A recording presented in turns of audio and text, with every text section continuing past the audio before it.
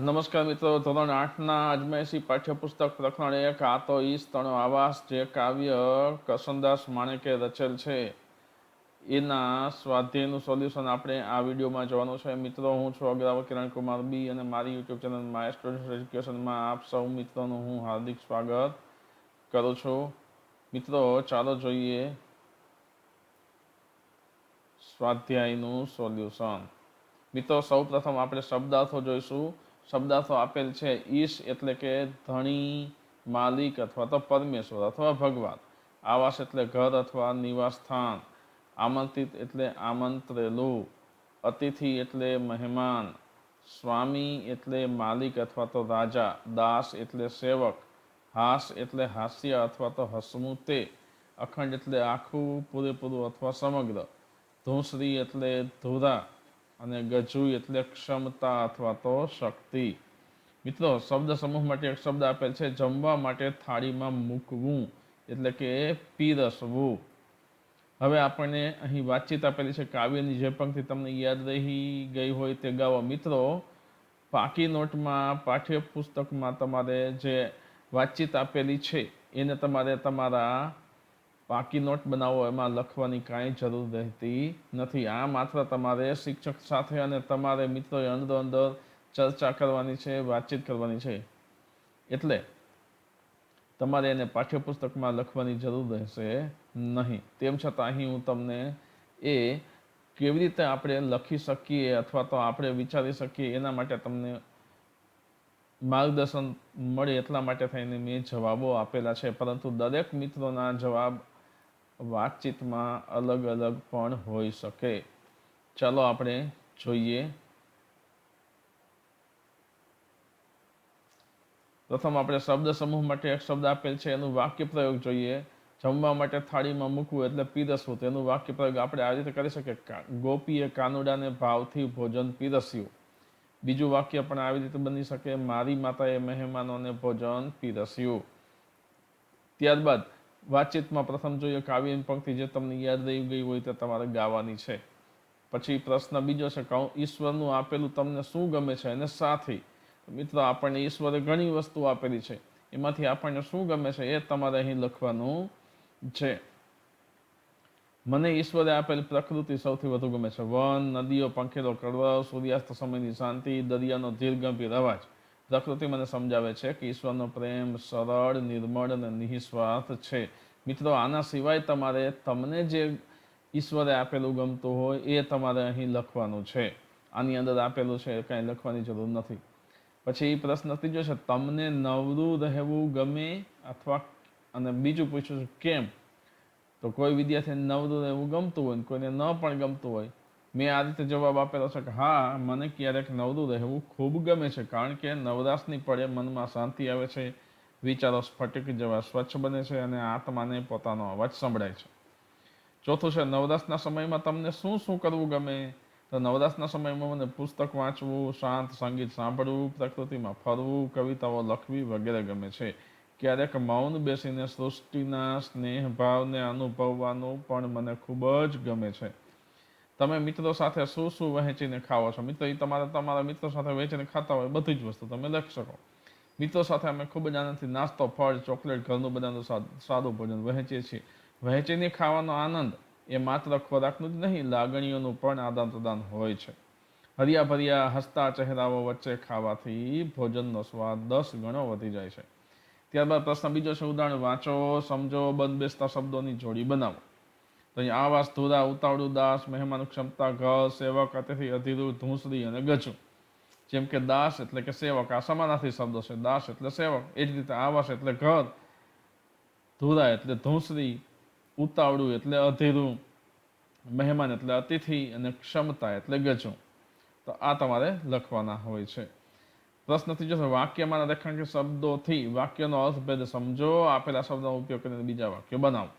ઉદાહરણ આપેલું છે, ટીમ ઇન્ડિયાએ આજની T20 મેચમાં મહેમાન ટીમને ધૂળ ચટાડી. પ્રથમ વાક્યમાં છે મહેમાન. બીજું છે, મહેમાન ટીમ સામે યજમાન ટીમે જોરદાર પ્રદર્શન કરી ટ્રોફી પર કબજો કર્યો. બીજા વાક્યમાં છે યજમાન. તો મિત્રો, મહેમાન એટલે શું અને યજમાન એટલે શું એનો આપણે ભેદ સમજવાનો છે. તો મિત્રો, તમે ક્યારેય કોઈની ઘરે જાઓ ત્યારે તમે એના મહેમાન કહેવાઓ અને તમે જેની ઘરે ગયેલા હો તે ઘરના માલિક હોય તે યજમાન કહેવાય. એ જ રીતે તમારા ઘરે કોઈ આવે તો એ તમારા મહેમાન કહેવાય અને એ તમારા ઘરે આવેલા છે એટલા માટે તમે એ મહેમાનના યજમાન કહેવાઓ. તો આ છે મહેમાન અને યજમાન વચ્ચેનો ફેર. એ જ રીતે આપણે દાસ અને સ્વામી, હાસ્ય અને રુદન, ધીરજ અને ઉતાવળ, અખંડ અને ખંડિત એના ભેદ સમજવાના છે. જોઈએ આપણે દાસ. દાસ એટલે શું? તો કે દાસ એટલે શરણાગત અથવા તો સેવક. અને સ્વામી, સ્વામી એટલે કે માલિક અથવા તો અધિકારી. વાક્યો આપણે આ રીતે બનાવી શકીએ કે ભગવાનના દાસ બનીને જીવવું એ સૌથી મોટું સૌભાગ્ય છે.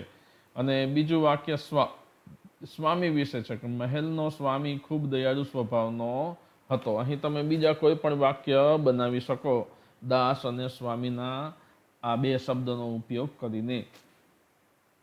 બીજું છે હાસ્ય એટલે શું અને રુદન એટલે શું? હાસ્ય એટલે હસી પડવું તે, અને રુદન એટલે રડવું અથવા તો દુઃખ વ્યક્ત કરવું. વાક્યો આપણે આ રીતે બનાવી શકીએ કે નાટકમાં અભિનેત્રીએ હાસ્યના દ્રશ્યોમાં બધાને હસાવ્યા. અને બીજું વાક્ય રુદન વિશેનું છે, દુઃખદ સમાચાર સાંભળીને આખું ઘર રુદન કરવા લાગ્યું. ત્રીજું છે ધીરજ અને ઉતાવળ. ધીરજ એટલે શાંતિપૂર્વક અથવા તો સંયમ રાખવો, અને ઉતાવળ એટલે અધીરતા, ઉતાવળાપણું, ઝડપથી કામ કરવું. એ નવા વાક્ય આપણે બનાવી શકે મુશ્કેલ સમયમાં ધીરજ રાખવી સૌથી મોટી સફળતા છે. અને બીજું વાક્ય ઉતાવળ માટે છે કે પરીક્ષાના પરિણામ માટે વિદ્યાર્થીઓ ઉતાવળપૂર્વક રાહ જોઈ રહ્યા હતા, અથવા તો બસનો સમય થઈ ગયો હોવાથી મહેશભાઈ ઉતાવળા ચાલ્યા જતા હતા. આવું તમે કોઈ પણ વાક્ય લખી શકો. અખંડ અને ખંડિત. અખંડ એટલે સતત ચાલતો હોય તેવું અથવા તો જે ભંગ ન થયેલો હોય તેવું.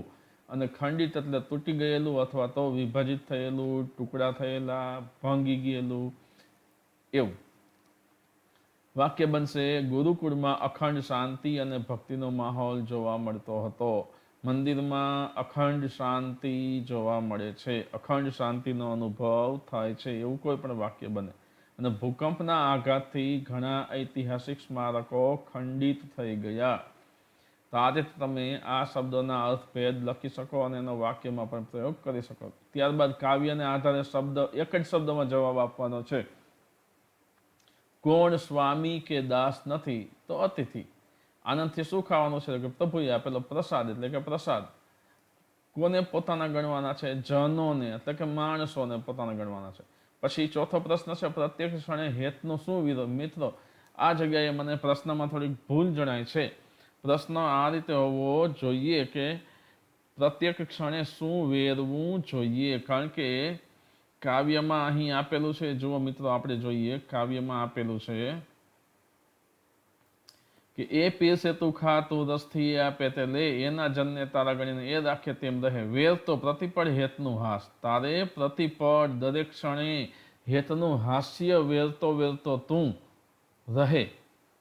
આ તો ઈશ તણો આવાસ એટલે એ વેરતો રહે, જેમ આપણે ફૂલડા વેરીએ છીએ એ પ્રમાણે વેરતો પ્રતિપળ હેતનું હાસ, તું પ્રતિપળ હેતનું હાસ્ય વેરતો રહે. વેર ઓલું વેર નહીં, દુશ્મનાવટ એ વેર નહીં, પરંતુ વેરવું, ફૂલડા વેરવા એ રીતે. તો અહીં જે પ્રશ્ન આપેલો છે એ પ્રશ્નમાં મને થોડીક શંકા છે, ભૂલ છે એવું લાગે છે. મેં આ રીતે પ્રશ્ન બનાવેલો છે.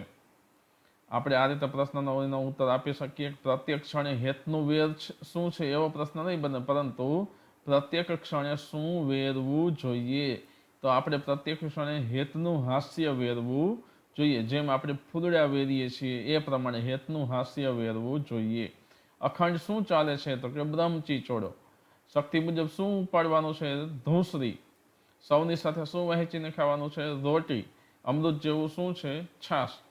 ત્યારબાદ પાંચમું છે આ કાવ્યનું સમૂહ ગાન કરો. મિત્રો, તમારે કાવ્યનું સમૂહ ગાન કરવાનું છે. આ કાવ્ય સહિત ગાવામાં સહિત તકલીફ પડે એવું છે, કારણ કે એકદમ લયબદ્ધ રીતે તમે વિદ્યાર્થી મિત્રો ગાઈ શકો એવું આ કાવ્ય મને જણાતું નથી.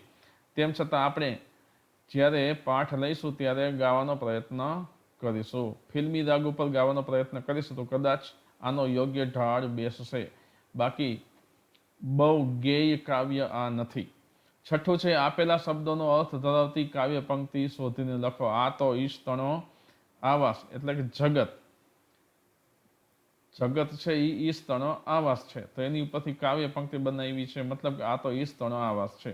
એ જ રીતે સંતોષ છે, તો સંતોષ માટે શું શબ્દ વાપરાય કાવ્ય પંક્તિ છે, તો કે એ પીરસે તે ખા તું રસથી એ આપે તે લે. પછી સમભાવ, એના જનને તારા ગણીને એ રાખે તેમ રહે. પ્રવૃત્ત એટલે કે કોઈ તાણે કોઈ માણે, તું નવરો નવ રેજે વહેજે. ધીરજ એટલે તું નવરો નવ રેજે વહેજે ધૂસરી ગજા પ્રમાણે. સંપ સૌ સાથે વહેંચીને ખાજે રામની દીધેલ રોટી. તો આ કાવ્ય પંક્તિઓ આ શબ્દો માટે વપરાયેલી છે. સાતમું છે આપેલા ભાવાર્થને લાગુ પડતી પંક્તિ કાવ્યમાંથી શોધીને લખો. તું એનો આમંત્રેલ મહેમાન છો, તો આપણે કાવ્ય પંક્તિ ખબર છે કે તું આમંત્રિત અતિથિ, એનો સ્વામી નહીં સ્વામી નહીં દાસ. આ તો ઈશ્વરનું ઘર છે, આ તો ઈશ તણો આવાસ. એના માણસોને તું પોતાના સમજ, એના જનને તારા ગણીને એ રાખે તેમ રહે. તું હંમેશા કામ કરતો જ રહેજે, તું નવરો નવ રહેજે વહેજે ધૂસરી ગજા પ્રમાણે. કામમાં કોઈ કસર ન આવી જોઈએ, કામમાં ના આવે કદીએ કચાસ. આઠમો પ્રશ્ન છે ઈશ તણો આવાસ. આઠમો પ્રશ્ન છે પ્રશ્નોના જવાબ લખો, અને એમાં પ્રથમ કાઉન્સ છે, પ્રથમ છે ઈશ તણો આવાસ શાને કહ્યો હશે અને સાથી કહ્યો હશે. તો કે આ આખા જગતને એટલે કે આ પૃથ્વીને, જગત ભુવનને ઈશ્વરનો આવાસ એટલે કે નિવાસ સ્થાન કહ્યો છે. કારણ કે આખું સર્જન ઈશ્વરનું છે, અને અહીં આપણે તો માત્ર અહીં મહેમાન છીએ. ઈશ્વરની કઈ કૃપાની વાત કરી છે, તો ઈશ્વરે આપેલા ભોજન, જીવન, મિત્રો, સારી સંગતિ એટલે કે સત્સંગ વગેરે જેવી કૃપાની વાત કરી છે, જે આપણને સંતોષ અને સમૃદ્ધિ આપે છે. ઈશ્વર પીરસે તે રસથી ખાવાનું સાથી કહ્યું છે, કારણ કે ઈશ્વર આપે તે સર્વશ્રેષ્ઠ છે અને તે બધું પ્રેમથી ભરેલું છે. તેથી એના પ્રત્યે સંતોષ અને આનંદથી એનો સ્વીકાર કરવો જોઈએ. કામ કરવા બાબતે શું કહ્યું છે? કામ કરવા બાબતે કહ્યું છે કે મનમાં કોઈ મમતા કે આસક્તિ લાવ્યા વિના સતત કાર્ય કરવું, અને કાર્યમાં કદી પણ કચાશ કે અણગમો લાવવો નહીં. વહેંચીને ખાવાનું સાથી કહ્યું હશે, તો વહેંચીને એટલા માટે કહ્યું હશે કે દરેક વસ્તુ ઈશ્વરની આપેલી છે ને આપણે બધા એક સમાન છીએ, તેથી ભોજન અને સુખ સૌએ સાથે વહેંચીને માણવું જોઈએ, સાથે વહેંચીને એનો ઉપયોગ કરવો જોઈએ. છાશને સુધા કેમ કહે છે? સુધા એટલે અમૃત. તો છાશને અમૃત એટલા માટે કહે છે કારણ કે એનાથી પ્રેમથી, સંતુષ્ટ ભાવથી પીરસવામાં આવે છે. એટલી શુદ્ધ અને પવિત્ર બને છે કે અમૃત પીતા હોય એવી આપણને લાગણી થાય છે. એટલા માટે છાશને સુધા જેવી કહેલી છે. ત્યારબાદ છે કવિતાને આગળ વધારો અને સ્વરચિત પંક્તિ ઉમેરો. આ તમારે જૂથમાં બેસીને કાર્ય કરવાનું છે. પ્રથમ છે આ તો ઈશ તણો આવાસ, એની ઉપરથી તમારે બીજી પંક્તિઓ બનાવવાની છે. મિત્રો, આ તમારે જોડીમાં કાર્ય કરવાનું છે. તું નવરો નવ રેજે વહેજે, અને પછી તમારે આગળ પંક્તિઓ બનાવવાની છે. એ તમારે જૂથમાં કાર્ય કરવાનું રહેશે. તો મિત્રો, આવા જ અન્ય વિડીયો મેળવવા માટે મારી યુટ્યુબ ચેનલને તમે સબસ્ક્રાઈબ કરજો. મારી યુટ્યુબ ચેનલ છે માય સ્ટુડન્ટ્સ એજ્યુકેશન. તો મિત્રો, ચાલો મળીએ બીજા વિડીયોમાં. ધન્યવાદ.